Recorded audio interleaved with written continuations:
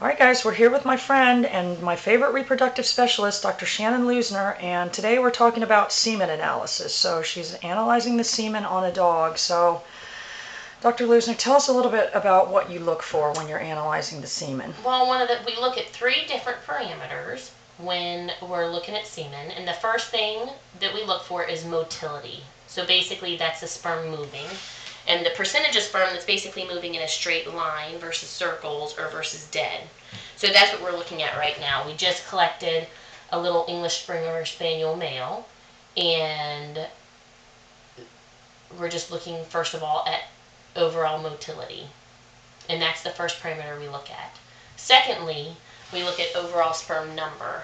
So we go ahead and we put it in a special slide called a hemocytometer. And that's all specially prepped up. We use a Unipet system, and that's basically going to tell us how many sperm per mil of semen that we have.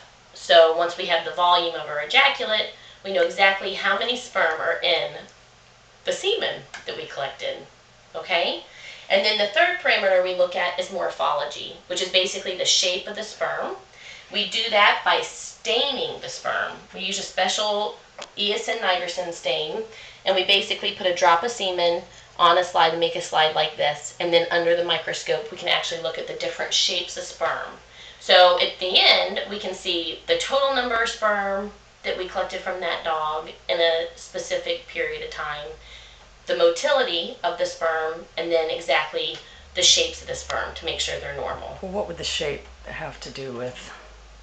Sometimes how the sperm is made in the testicle itself can determine different abnormalities of the sperm. Because the sperm actually has 3 parts. It has a head, a midpiece, and a tail. Some abnormalities of sperm really are linked to infertility or subfertility. Different that are considered major defects. So once we look at ejaculate, if we see a lot of major defects, then the fertility of that male dog is going to be lowered.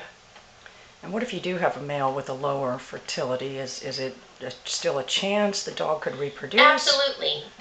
I'll put these dogs in a category of just being subfertile.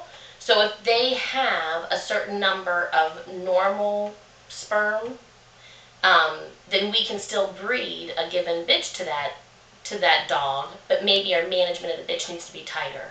So progesterone levels on the bitch, bring it down to 1 specific insemination, probably doing a transcervical, where you're basically putting the semen directly into the uterus, is going to help that bitch conceive to a subfertile male. And adding extender? And adding extender. That just has nutrients and pH buffers for the sperm. So it causes it to have a longer longevity while we're handling it outside the animals. All right, Dr. Luznar, we're going to let you get back to your analysis. So thank you so much. Thank We'll see you soon. Bye-bye. Bye.